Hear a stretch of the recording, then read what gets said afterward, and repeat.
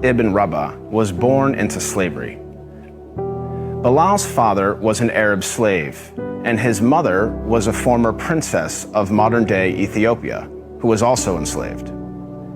Bilal was ruled by a master who punished him for his conversion to Islam.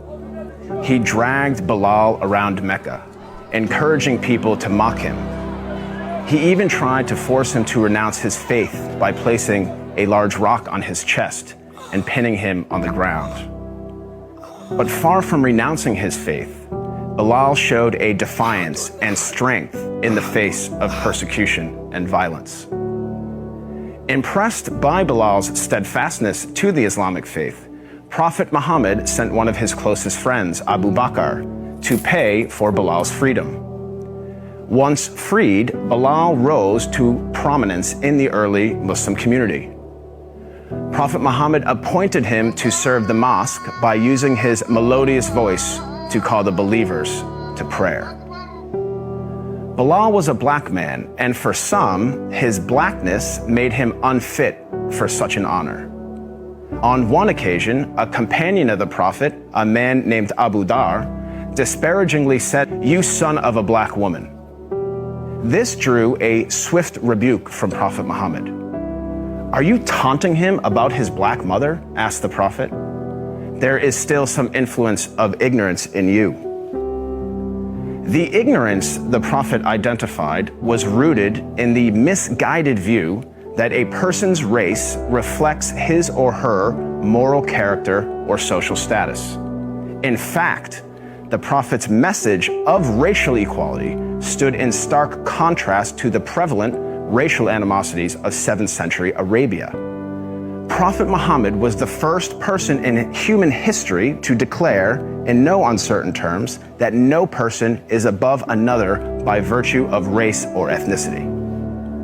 This declaration is crystallized in one of the Prophet's notable speeches, his last sermon, as it is known, which was delivered on Mount Arafat in 632 AD. In that sermon, the Prophet unequivocally condemned racism when he said, "All mankind is descended from Adam and Eve. An Arab has no superiority over a non-Arab, and a non-Arab has no superiority over an Arab. A white person has no superiority over a black person, nor a black person has any superiority over a white person, except by piety and good action." Ever since then, Prophet Muhammad's teachings on racial equality have inspired human beings to strive for racial equality and justice for all. Consider the life of Al-Hajj Malik al-Shabazz, more commonly known as Malcolm X, the black Muslim civil rights leader who battled racism in the 1950s and 1960s. After performing the Hajj, or Islamic pilgrimage, to the city of Mecca, Malcolm wrote his famous letter from Mecca, in which he said, "There were tens of thousands of pilgrims from all over the world. They were of all colors, from blue-eyed blondes to black-skinned Africans. But we were all participating in the same ritual, displaying a spirit of unity and brotherhood that my experiences in America had led me to believe never could exist between the white and the non-white."